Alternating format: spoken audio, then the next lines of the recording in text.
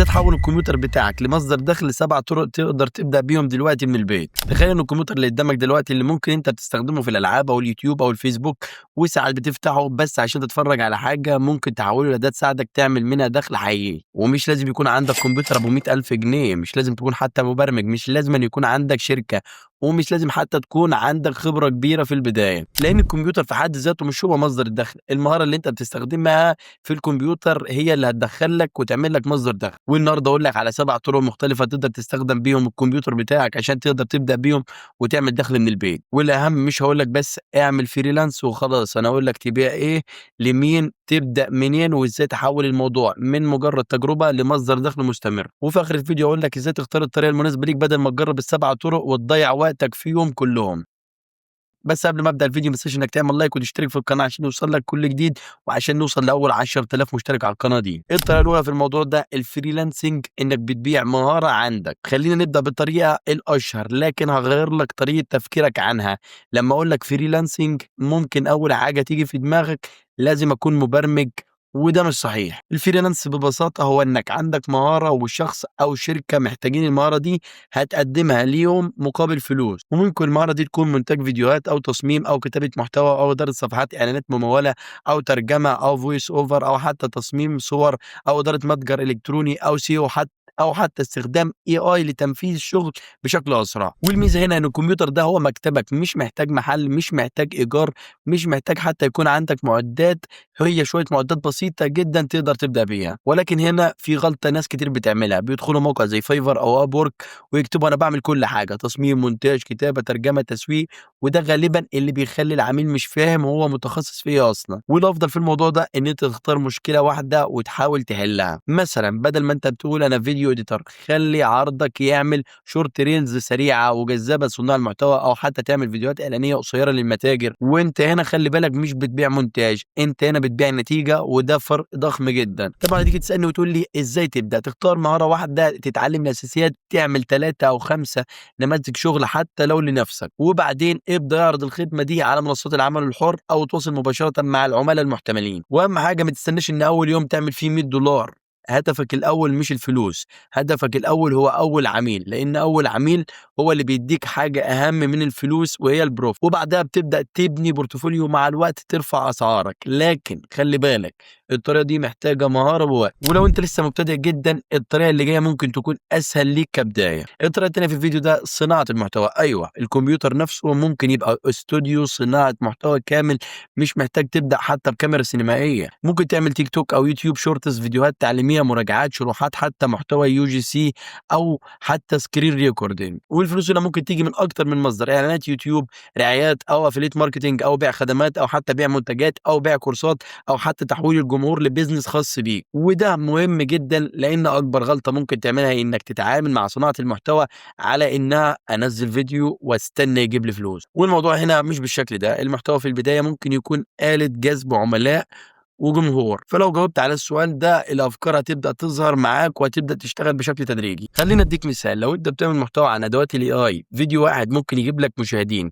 المشاهد بيدخل يشوف فيديو تاني وبعدها يعرف ان عندك خدمه او افليت لينك او حتى منتج. فانت هنا مش بتكسب من الفيديو فقط، انت بيبقى عندك اودينس. لكن هنا في سر، ما تبداش بالسؤال اعمل فيديو عن ايه، ابدا بالسؤال انا هساعد مين يحل ايه. لو انت جاوبت عن السؤال ده الافكار هتبدا تظهر معاك والدنيا هتتغير بشكل كبير. الطريقه الثالثه الفيديو اديتنج، وده من اقوى الطرق اللي انت لو بتحب الفيديوهات، لان كميه المحتوى اللي بتتعمل كل يوم ضخمه جدا. بمعنى ان صناع المحتوى، شركات، متاجر، بودكاست او حتى مطاعم، براندات، كل دول محتاجين فيديو. ومش كل واحد عنده وقت يقعد ساعات قدام بريمير او دافنشي او كاب كات. وهنا انت بتدخل، لكن برضه ما تقولش انا بعمل مونتاج، حاول تعمل عرض متخصص. بمعنى مثلا انت تقول ان انا هحول لك الفيديو البودكاست ل 10 فيديوهات شورت، او اعمل لك ريلز اعلانيه للمتاجر، او احول الفيديو الطويل الى محتوى قصير للسوشيال ميديا. وهنا زي ما انت شايف انت مش بتبيع ساعات مونتاج، انت بتبيع مخرجات واضحه. ولو عندك كمبيوتر متوسط وتعرف تستخدم برامج المونتاج كويس، فانت بالفعل عندك اداه تقدر تبدا بيها. والاجمل من ده كله ان انت تقدر تستخدم AI في جزء من الشغل، بمعنى مثلا تفريغ كلام، اقتراحات سب تايتلز، او حتى كاتس، تنظيم المحتوى، افكار للهوك، وده ممكن يخليك تنجز بشكل اسرع. لكن ما تخليش ان الاي يعمل كل حاجه مكانك، استخدمه عشان تزود سرعتك مش عشان تستبدل مهارتك بالكامل. الطريقه الرابعه في الفيديو ده تصميم الصور المصغره والجرافيك. في حاجه بسيطه جدا ولكن بتاثر بشكل مباشر على المحتوى، وهي الصوره. بمعنى ان انت ممكن تعمل فيديو ممتاز جدا ولكن الصوره المصغره بتاعته مش بتشد الانتباه.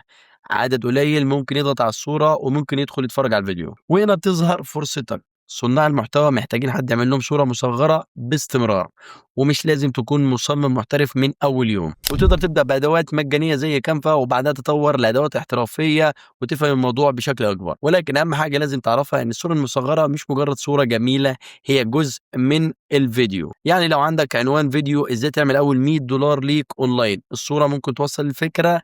مثلا تحط صفر جنبه $100 مع عنصر بصري واضح، لكن ما تحطش 15 كلمه في الصوره وما تعملش الصوره كانها اعلان لشركه. بمعنى ان انت خليها بسيطه وواضحه وفيها سبب يخلي الشخص يسال ايه اللي هيحصل في الفيديو ده. ولو قدرت تتخصص في الصور المصغره لصناع المحتوى فانت عندك خدمه ممكن تتباع بشكل متكرر، لان كل فيديو بيحتاج صوره مصغره جديده ومحتوى شغال بشكل مستمر. الطريقه الخامسه في الفيديو ده اداره السوشيال ميديا. ولكن خلينا نقلب الموضوع، مش لازم تستخدم الكمبيوتر عشان تعمل محتوى لنفسك، ولكن ممكن تستخدمه عشان تدير محتوى لشخص تاني. بمعنى مثلا في مطعم عنده انستجرام، متجر عنده تيك توك، عياده عندها فيسبوك، صاحب بيزنس عنده صفحه لكن ما عندوش وقت يديرها. وهنا انت ممكن تقدم خدمتك: اداره المحتوى، جدوله المنشورات، كتابه الكابشن، البحث عن الافكار، تحليل الاداء، متابعه التعليقات، اقتراح محتوى، وتنسيق فيديوهات. ولكن خلي بالك لو هتدخل المجال ده ما تبيعش انا عامل لك 30 بوست، بيع نتيجة أو نظام. مثلا بمعنى هجهز لك خطة محتوى شهرية زائد 12 فيديو قصير زائد 12 منشور زائد تقرير الأداء، وهنا العميل فاهم هو ياخد إيه، وكل ما عرضك يكون واضح كل ما عملية البيع هتكون أسهل. الطريقة الثالثة في الفيديو ده الأفلييت ماركتينج، ودي مختلفة شوية لأن كل هنا أنت مش لازم تبيع منتجك، أنت ممكن تسوق لمنتج أو خدمة موجودة أصلا، ولو حصلت عملية شراء أو تسجيل من خلال الرابط بتاعك بتحصل على عمولة حسب البرنامج. يعني مثلا أدوات سوفت وير، منصات تعليمية، أدوات اي استضافات برامج، أو حتى خدمات رقمية. ولكن هنا لازم تفهم نقطة مهمة جدا: الأفليت ماركتنج مش محتاج إن أنت تحط لينك وتستنى الفلوس تجيلك، وأنت محتاج هنا ترافيك، والترافيك ده ممكن يجي من على بلوج أو تيك توك أو حتى يوتيوب أو السوشيال ميديا بشكل عام أو SEO أو حتى محتوى تعليمي. مثلا تعمل فيديو أفضل 5 أدوات اي لصناع المحتوى وتشرح الأدوات بالفعل.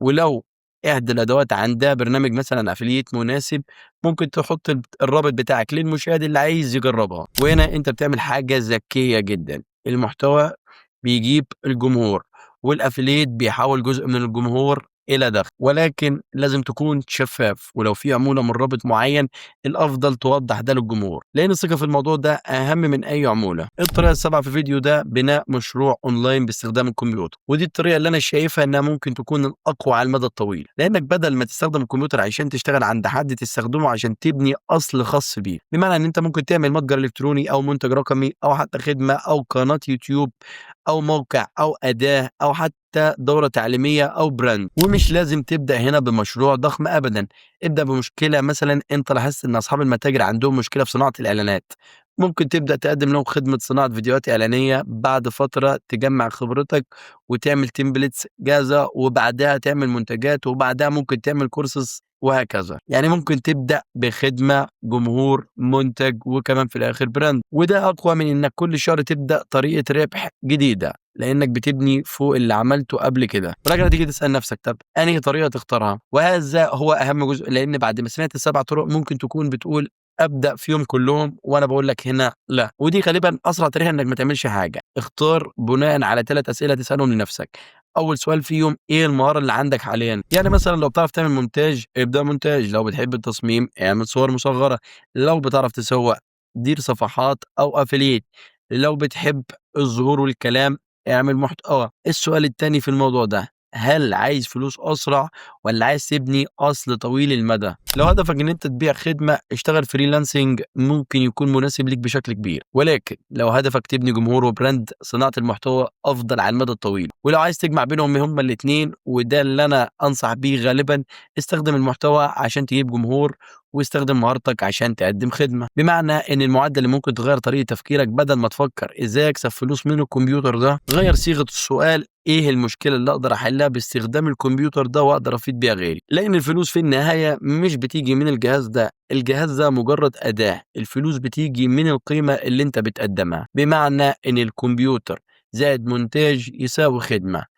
كمبيوتر زائد محتوى يساوي جمهور، كمبيوتر زائد افلييت بيساوي عمولات، كمبيوتر زائد مهارة بيساوي فريلانسنج، كمبيوتر زائد فكرة بيساوي مشروع. وهنا الكمبيوتر ده بيبدأ يتحول من مجرد مصروف إلى أداة إنتاج. وأهم حاجة ما تقعش في الغلطة دي، كل ما تسمع طريقة جديدة تسيب اللي انت في ايدك وتجري عليها. بمعنى ان انت تشوف مثلا فيديو عن الدروب شيبينج تروح تعمل متجر، تشوف فيديو عن الفريلانسنج تسيب المتجر، وبعدها تشوف فيديو عن الاي اي تروح تبدا قناه، وبعد اسبوع تقول انا جربت كل حاجه ومفيش حاجه نفعت معايا. والحقيقه هنا انت ما جربتش كل حاجه، بمعنى ان انت اصلا ما كملتش حاجه.